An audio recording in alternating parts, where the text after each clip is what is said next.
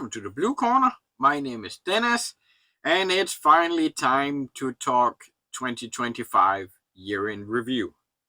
Yes, this video should have been out earlier, but I've been just a tad bit lazy in January when it comes to YouTube and everything else other than work, apparently.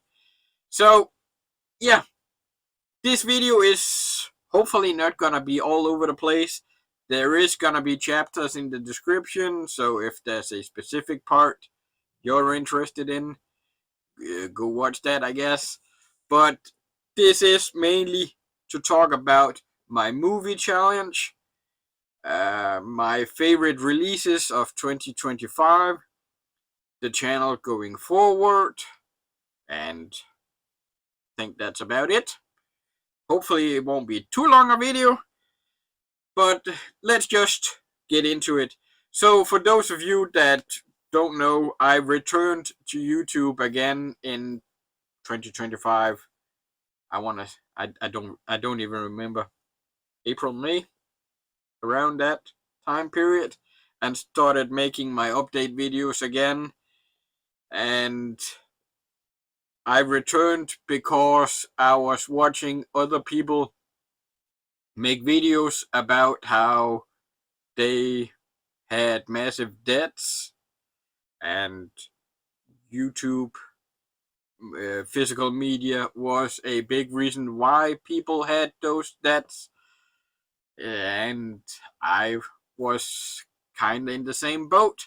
Now, there was one specific YouTuber that made a debt video, and the debt I had was nowhere near as bad as what she did. And I was just sitting there, whoa. I thought I was bad at spending my money. That was a completely different level she was on. I had car loan. I was in the red on my account pretty much every month. I had a specific amount. I said to myself, okay, I can go this much in the red and not anymore. And I use some kind of credit cards, Klarna, if people know what that is, stuff like that. And I have had no savings whatsoever. I was living paycheck to paycheck pretty much. And I was just, okay, I don't want to end up nearly as bad as she is, so I gotta do something about this. That is why I returned to YouTube, to kind of keep myself in check, put myself out there, and you guys could help hold me accountable, see if that could help. And that's why I'm only making, or that's a major reason why I'm only making the one video a month. And that is to keep myself in check. I don't have this big desire to be a big YouTube channel. I've said that plenty of times. So me being back on YouTube is to keep myself in check. And I can happily say it seems like it's worked. Now, January 2026, I paid off, in the year of 2025, I've completely paid off my car loan. I've paid off all the debt I had to Klarna and a few other sites like that. I'm not in the red on my bank account every month anymore. Granted, I still don't have a savings that's really worth speaking of. But if I keep this up like I've done in 2025, implement the changes I'm planning to, this is the year where I'm gonna see some money stay in my bank account, hopefully. So I'm gonna continue making my monthly YouTube videos, again, keeping myself in check. I can already see now, when I'm looking at what I picked up in January, that the changes I plan on doing should have been in place January 1st they weren't. So I have a few releases that I either didn't really need or want, or just shouldn't have picked up. But yeah, live and learn, I guess. So, going to my movie challenge, my result for my 2025 movie challenge, that to only pick up titles I'm ready to watch. I have to watch everything I pick up, or I can't pick them up. Sadly, I didn't get a 100%.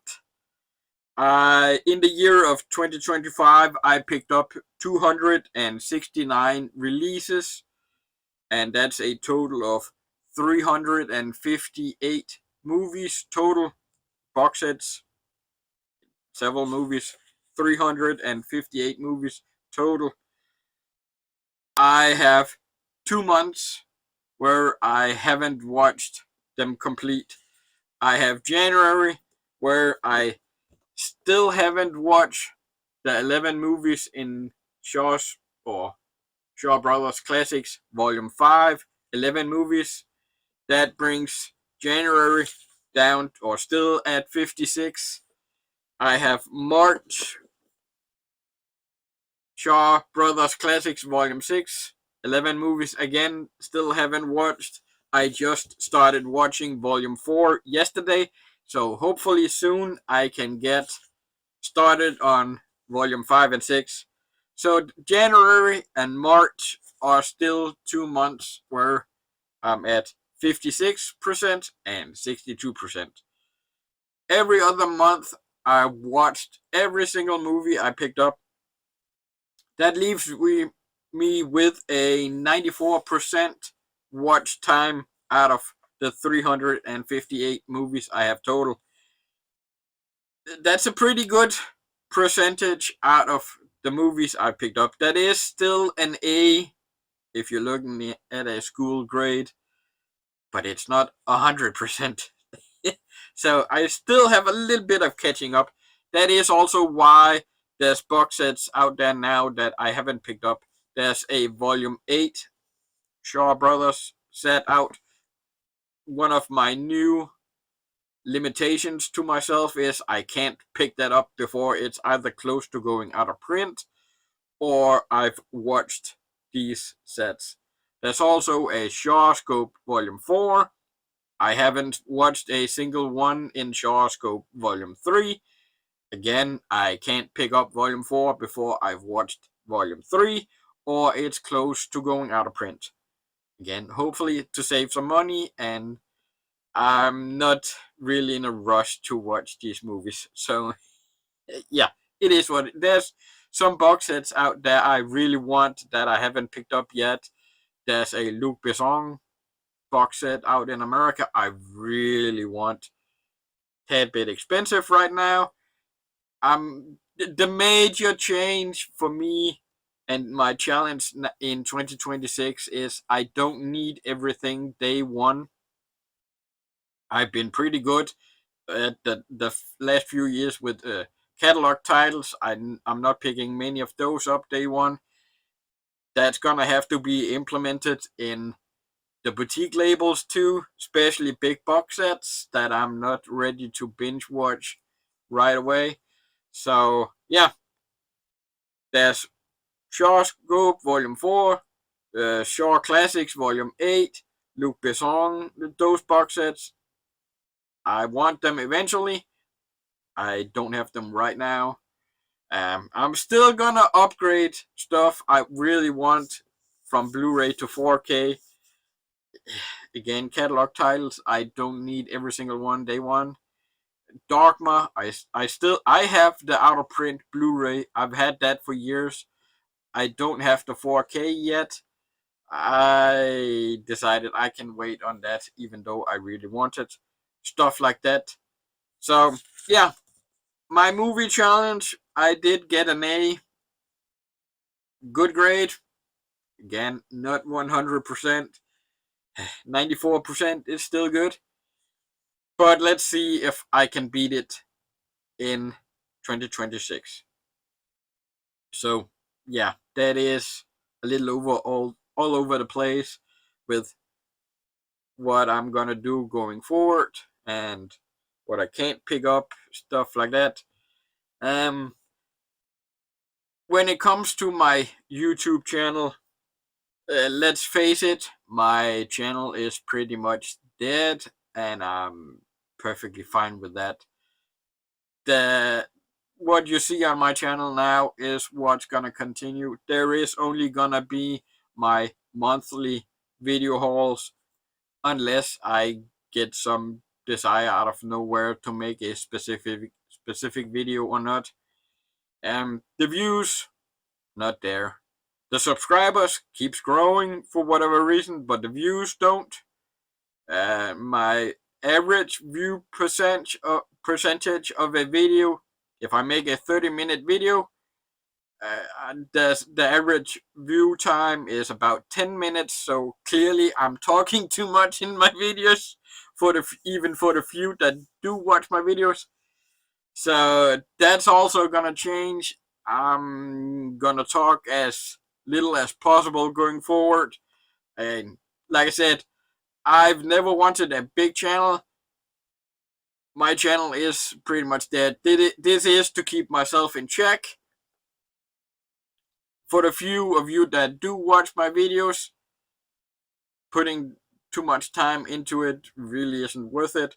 So going forward, I'm pretty much just gonna, okay, I picked this up, picked this, I watched this, and this. Stuff like that. I'm gonna try not to make 30-minute videos anymore. And yeah, I do it. Yeah, this is to keep myself in check, like I said. Hopefully, I want the views, but I'm not too worried about getting them or not. Heck, I don't promote myself on social media. I'm not really a social media kind of guy. I don't post much anywhere. I use Instagram and YouTube and Twitter. Instagram is pretty much just to be able to go back and find what's my favorite releases in a specific year, so I can show that off here. I don't care if I get likes or followers there at all. Twitter is just me goofing around here and there. I don't use that too much either. Talk to a few people that way, and that's about it. YouTube is for me to keep myself in check again here, and that's about it. So yeah, again, all over the place here. This is trying to help myself in a nutshell. If people watch, fine. If they don't watch, fine. I do wish the people that do actually subscribe would watch more, but it's not a priority. I do wish the ones that are subscribed to me that don't watch would simply unsubscribe. I still don't like the number of having 1,200 subscribers and can't even hit 100 views. That's the only thing that annoys me a little bit. So yeah, that's never gonna change, but it's not that big a deal anymore. I'm fine. And let's just leave it at that and move into my favorite releases of 2025. Not in any particular order. I just found the 10. Well, technically, there's a little more than 10 because 3 of them are a trilogy. I'm gonna count that as one. But the first, from Vinegar Syndrome, I have Iron Angels 1, 2, and 3. Nice box set. VSA. I've shown this off before. Love these movies. 2 and 3 was a first time watch. And yeah, if Vinegar Syndrome has it still and you're into Hong Kong cinema, pick this one up. From 88 Films, Masters of the Universe, childhood favorite.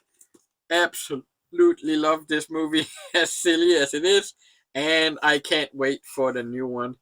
So, this is very glary, and again, no particular order. Right now I have them by label, and next we have The Nice Guys, very underrated movie, and I freaking love this artwork. So, this is the booklet. Very thick book, and you have this little fold out, and you have the movie. Like I said, very underrated movie. I don't like movies overstaying their welcome with too many sequels, but I could have used at least one sequel for this. And next, also second sight, Pusher. This is technically the second Pusher release I picked up in the year. I don't have the first one anymore. But if you go back to January, most of my January pickup video is talking about Pusher and how important getting these Danish movies on physical media were to me. So, yeah, nice set again. And you do get this big landscape release. So, nice set. And second side fixed the mistakes the Danish release had. Next, we have from Arrow Night Watch Collection, 2 more Danish movies. Like I talked about it before, having to go outside my own country to get our own movies. Yeah, 2 Danish movies again. Great release. Big upgrade for the 2 Danish Blu-rays we had. And more. This is gonna be a heavy Arrow release or list. Long Kiss Goodnight.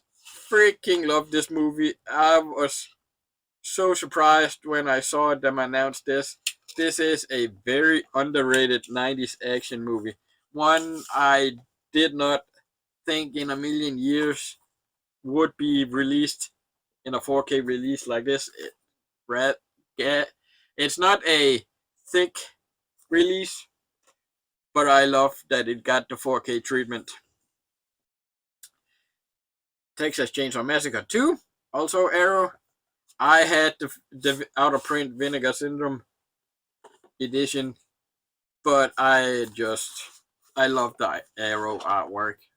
So, yeah, this was one I just had to get. So, yeah, Texas Chainsaw Massacre 2, my favorite Texas movie. So, had to again get it. More Arrow. Everything else is Arrow. Arrow, Arrow, Arrow. In the Mouth of Madness. And I have been collecting the Scream Factory releases of the John Carpenter movies.